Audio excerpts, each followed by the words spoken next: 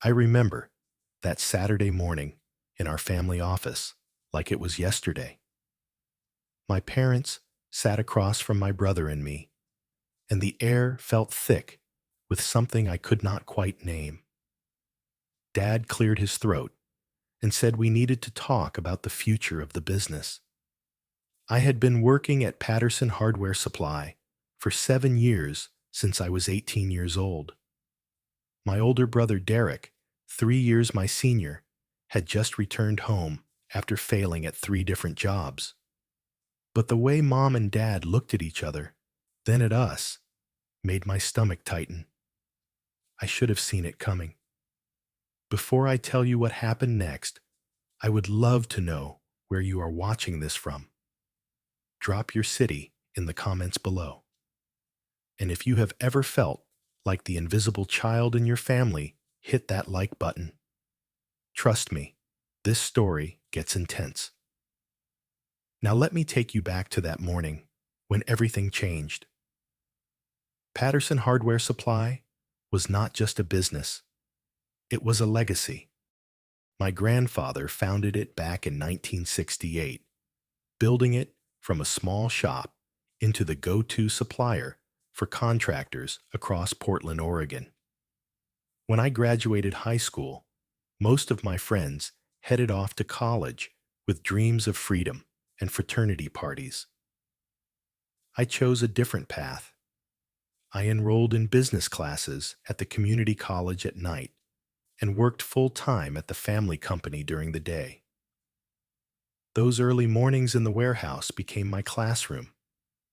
The smell of fresh-cut pine and paint thinner, the echo of forklifts moving pallets, the banter of employees who had been there for decades. I started at the bottom, cleaning the warehouse floors, loading delivery trucks, learning the weight of 2x4s and the difference between drywall screws and deck screws. I was not too proud to sweep or too important to answer phones. Every department became my teacher. By the time I turned 22, I had worked my way up to inventory manager. I noticed we were losing money through inefficient ordering and storage. I spent 3 months analyzing our patterns, then presented Dad with a new inventory management system.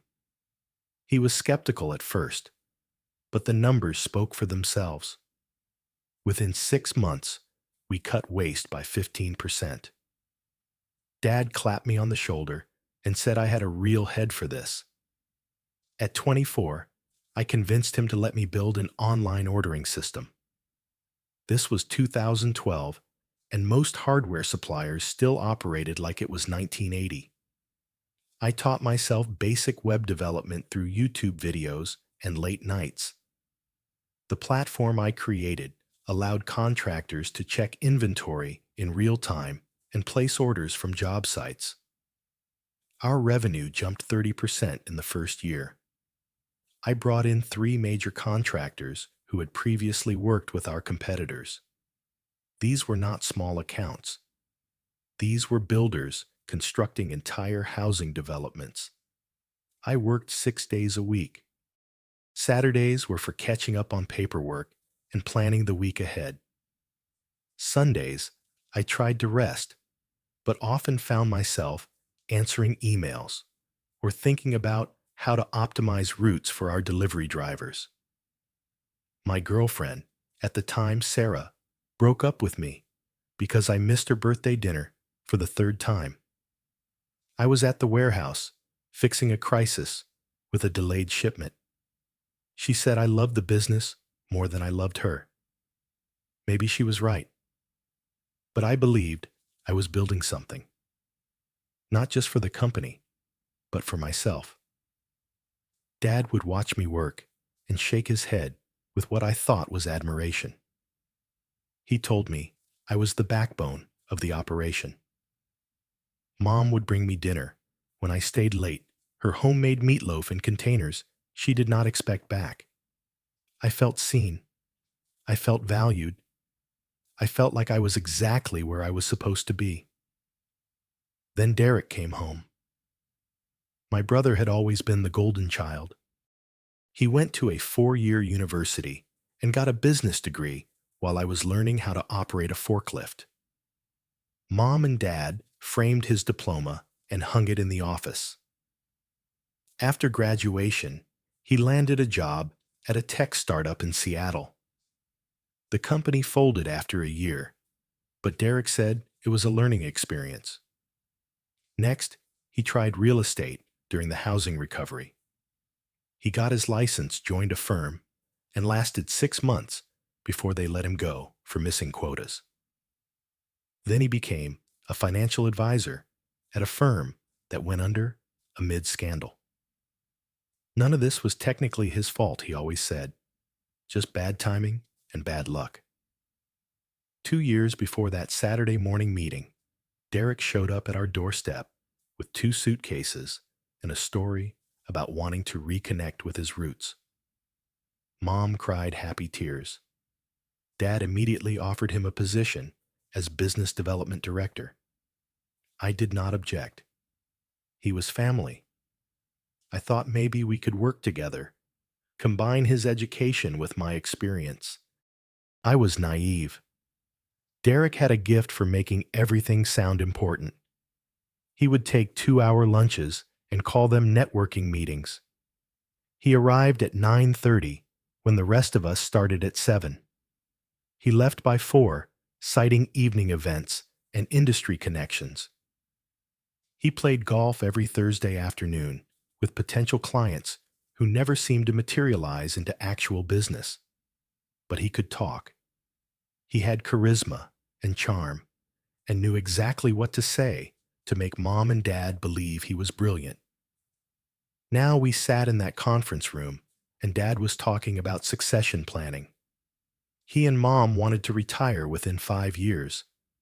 They needed to decide who would take over. My heart pounded in my chest. I sat up straighter, trying to look confident and capable. This was it. 7 years of proving myself, of sacrificing, of bleeding for this company. Dad looked at Derek, then at me, then back at Derek. He said after careful consideration, they had decided Derek would become CEO. The words hit me like a physical blow. I could not breathe. Mom jumped in quickly, her voice too bright, too rehearsed. Derek had the degree, she said. He had experience at multiple companies. He had vision and fresh ideas. Dad added that I would be COO, the Chief Operating Officer. I would support Derek and handle day-to-day operations. Derek smiled across the table at me, all teeth and false warmth. He said we would make a great team, called me bro, like we were friends plotting a startup instead of brothers navigating a betrayal. I sat frozen. Every muscle in my body wanted to scream, to flip the table, to demand they explain how they could give away what I had built to someone who could not hold a job. But I did not. I just nodded slowly and said I understood. My voice sounded far away, like it belonged to someone else. The first 3 months under Derek's leadership felt like watching a building collapse in slow motion. He officially took the title of CEO, while I remained COO. On paper, we were partners. In reality, I had become his cleanup crew. Derek started changing everything I had spent years building, always with the confidence of someone who had no idea what he was doing. He switched our suppliers to save money, he claimed. The new vendors offered lower prices, but delivered lower quality. Lumber arrived warped. Screws stripped too easily. Paint had inconsistent color batches. Our contractors noticed immediately. I spent my days on the phone, apologizing, offering discounts, begging them to give us another chance. Meanwhile, Derek hired 3 of his college buddies as consultants at salaries that made my jaw drop. They wore expensive suits and held meetings about synergy and paradigm shifts. Our costs skyrocketed while quality plummeted. Derek was rarely in the office. He went on business trips that seemed to accomplish nothing. When he was around, he dismissed my concerns with a wave of his hand. "That is old school thinking, Earl," he would say in front of employees who had respected me for years.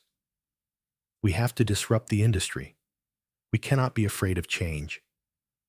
He spoke in buzzwords and empty phrases, and somehow Mom and Dad ate it up when he gave them quarterly updates full of charts and projections that meant nothing. The breaking point came 5 months into his reign. One of our three major contractors, the biggest one, called to cancel their account. They had been with us for 12 years. The owner, Marcus, was someone I had personally brought in 4 years earlier.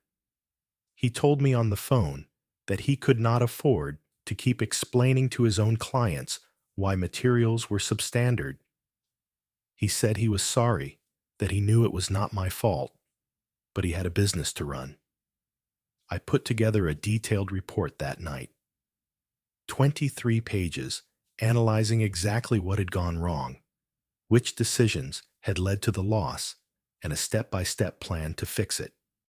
The solution was simple: return to our original suppliers, eat the slightly higher cost, and rebuild trust through quality. I requested an emergency meeting with Mom, Dad, and Derek. We gathered in the conference room on a Tuesday morning. I had barely slept. I presented my findings clearly and calmly, laying out the numbers and the solution. Before I could finish, Derek interrupted me. "This is just a bump," he said, leaning back in his chair like he owned the world. "Earl is overreacting. One client does not make or break us." Then he did something I will never forget. He turned to Mom and Dad and suggested that as COO, I should have caught the quality issues earlier. He blamed me for not monitoring closely enough. I saw my parents' faces change. Disappointment crept into Mom's eyes. Dad frowned and asked why I had not flagged this sooner. I tried to explain that I had flagged it repeatedly in emails and conversations they could verify. But Derek talked over me smooth and confident, redirecting the conversation to his vision for growth and innovation. The meeting ended with Dad telling me to figure out how to manage quality control better. Not a word to Derek about his disastrous supplier decision. I sat in my truck in the parking lot for 45 minutes after that meeting. My hands shook on the steering wheel. I had never felt so invisible, so utterly disregarded. It was not just that Derek had made bad decisions. It was that he had made me the scapegoat, and my parents had let him. More than that, they had believed him. 7 years of loyalty and results meant nothing compared to Derek's degree and his ability to talk a good game. That night, I could not sleep.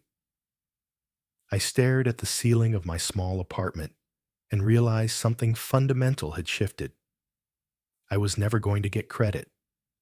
I was never going to be chosen. I was the worker bee forever, while Derek played king. The anger I felt was hot and sharp, but underneath it was something else: clarity. The next morning, I skipped work and went to a coffee shop downtown. I ordered black coffee and sat at a corner table with a notebook. I made lists.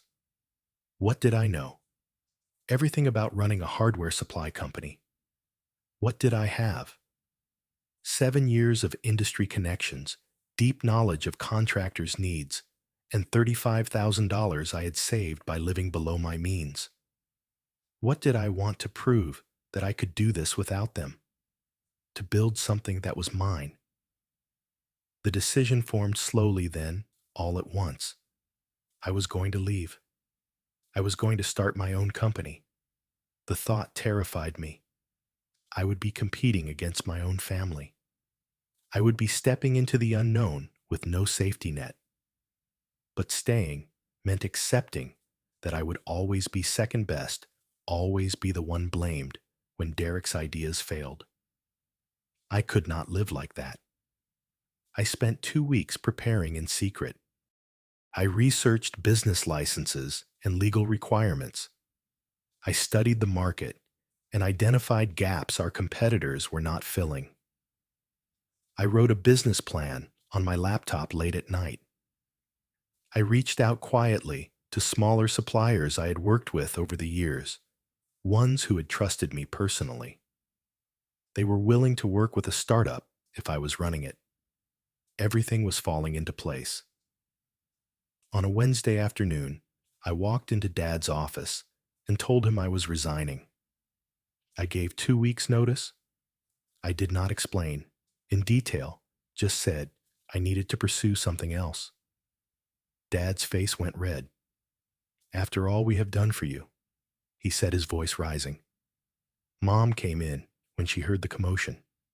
She started crying, asking how I could abandon the family like this. Derek appeared in the doorway, and I saw something flicker in his eyes. Relief, maybe, or satisfaction.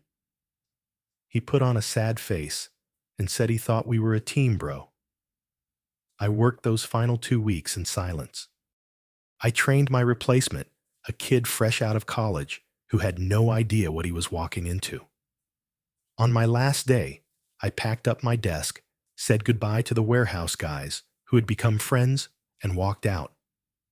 I did not look back. My chest felt tight with a mixture of grief and liberation. I named my company Summit Building Solutions. The name felt right. A summit was something you climbed to on your own. I found a small warehouse space on the outskirts of Portland in an industrial area where rent was cheap. The building was old and drafty, with concrete floors and fluorescent lights that buzzed.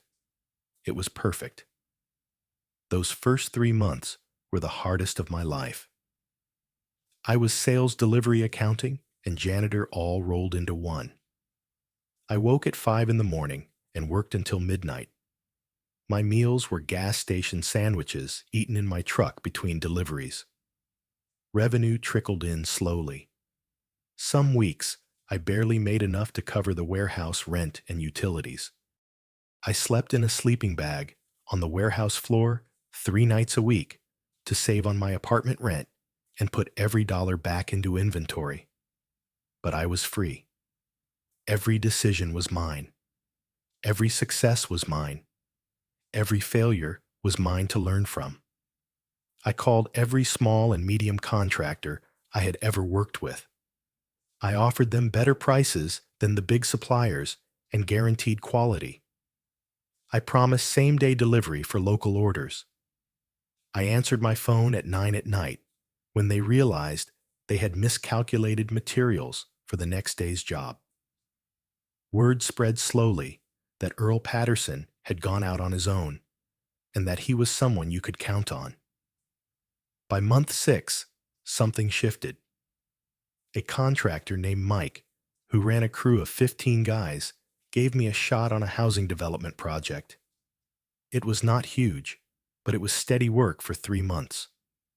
I delivered exactly what he needed when he needed it at the price I had quoted. No surprises, no excuses. He told 2 other contractors. They told more. Suddenly, I had more calls than I could handle alone. I hired my first employee, Jake. He had worked at Patterson Hardware under me and had quit 2 months after I left. He called me one day and asked if I needed help. Jake was solid, reliable, and knew the business. Having him there changed everything. We could handle twice the volume. We started making real money. By the end of year 1, Summit Building Solutions had brought in $300,000 in revenue. I did not take a salary increase. Every profit dollar went back into the business. I bought 2 delivery trucks, expanded the warehouse space, and hired 3 more people. I focused on a niche the big suppliers ignored: mid-size contractors who were too small for the corporate giants, but too big for the mom-and-pop shops. These builders needed someone who understood their specific challenges and could offer flexible solutions. I created a service where we would help contractors estimate materials for free. Most suppliers just filled orders. I would visit job sites, look at plans, and make sure they were ordering correctly. It saved them money and headaches. They remembered that. I also built a better online platform than what I had created for Patterson. Contractors could see real-time inventory place orders at 2 in the morning and schedule delivery times down to the hour. Technology plus personal service became our brand. I kept learning. I attended every trade show, joined industry associations, and took online courses in business management and marketing. I was hungry in a way I had never been when working for my family. This was mine to lose. That fear and that pride pushed me harder than any paycheck ever could. Year 2 was explosive. Revenue hit $1.2 million. We hired 10 more employees. I opened a second location in Eugene, Oregon. The Portland Chamber of Commerce named Summit Building Solutions the Rising Business of the Year. I stood on stage at a banquet hall accepting the award, and for the first time since that Saturday meeting with my parents, I felt whole. I bought a small house, nothing fancy, just 3 bedrooms, in a quiet neighborhood. I still drove my old truck. I was not interested in showing off. I was interested in building something that lasted. The company culture mattered to me. I remembered what it felt like to work hard and not be valued. I made sure my team knew they were appreciated. We did quarterly profit sharing. I learned everyone's names, asked about their families, and showed up when someone needed help. Jake became my operations manager. He was not just an employee. He was a partner in building this dream. I tried not to think about Patterson Hardware Supply. I avoided asking mutual contacts about them. But in a small industry, news travels, whether you want it to or not. I heard through the grapevine that things were not going well. They had lost another major contractor. Derek had invested company money into some real estate venture that collapsed, costing them hundreds of thousands. Longtime employees were leaving. Revenue was down 40% over 2 years. Then, on a Thursday afternoon in early fall, my phone rang. I was in a meeting with my management team discussing expansion into Washington State. The name on the screen made me freeze, Dad. We had not spoken in 2 years. Not since I walked out of Patterson Hardware. I excused myself from the meeting and stepped outside into the crisp air. I answered. Dad's voice came through, and I barely recognized it. It shook. He sounded old, in a way he never had before. Earl, he said, we need to talk. Part of me wanted to hang up right then. The wound was still fresh, despite 2 years passing. But I stayed on the line. He continued talking faster now. The company was struggling. Derek had made bad decisions. They were losing money every month. They might have to close. There was a long pause, and then he said the words, "We need your help, son." I stood there in the parking lot, watching clouds move across the sky. I felt so many things at once. Vindication, anger, sadness, a tiny spark of the boy who had just wanted his father's approval. Dad kept talking. Could I come back? They would give me the CEO position. I asked, what about Derek? Dad said Derek had agreed to step down. He knew he had made mistakes.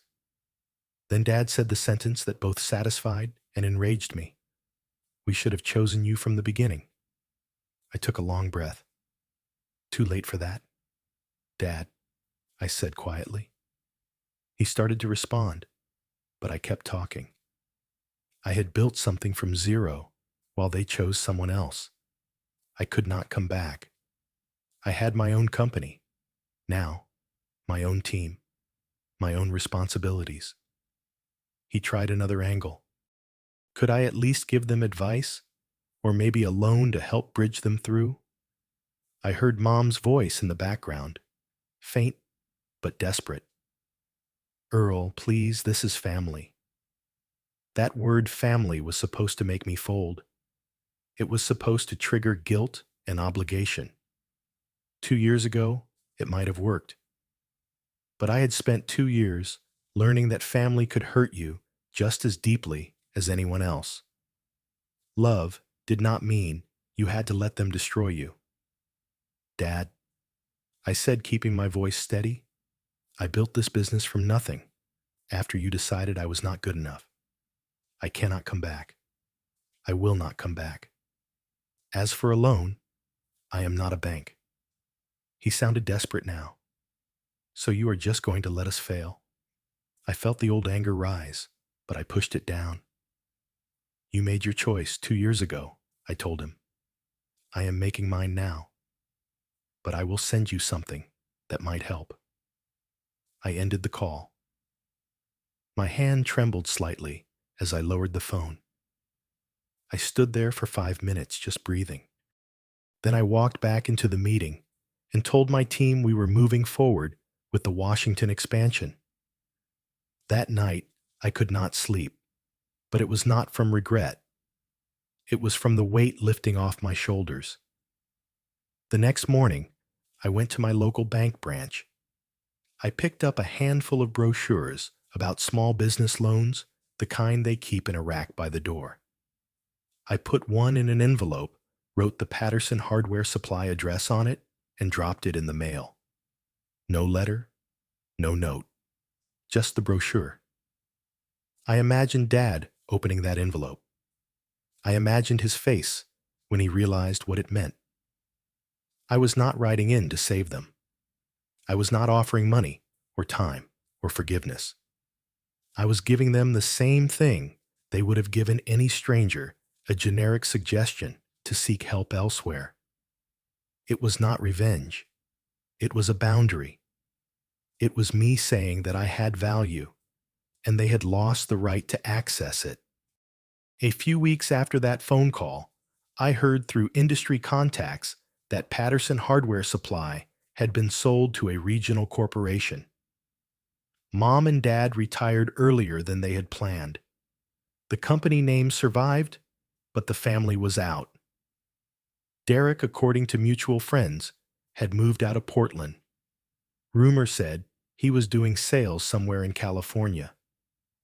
No one from the family reached out to me after the brochure arrived. I did not reach out to them either. I felt sad about it sometimes, usually late at night when the warehouse was quiet. I mourned what could have been if they had just seen me clearly. But I did not regret my choice. Summit Building Solutions continued growing. Year 3 brought in $3 million in revenue. We opened 2 more locations in Washington State.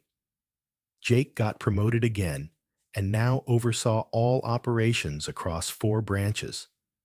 I implemented a profit-sharing program that gave every employee a stake in our success.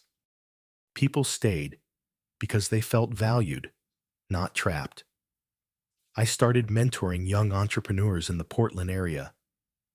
I remembered what it felt like to be 25 and terrified sleeping in a warehouse, not sure if I would make it. If I could help one person avoid some of those mistakes, or give them courage to bet on themselves, then all of this meant something beyond profit margins. I spoke at community college business classes, the same one I had attended years ago.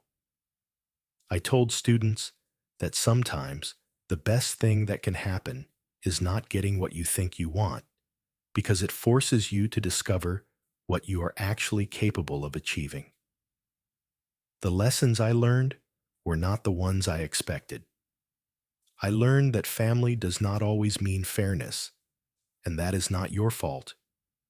You cannot control how people value you, but you can control how you respond. Not every betrayal is obvious. Sometimes it comes wrapped in good intentions and misguided beliefs about who deserves what. Loyalty is beautiful, but it should never cost you your self-respect. I learned that walking away is not the same as giving up. Sometimes it is the bravest thing you can do. Building something new requires letting go of what could have been.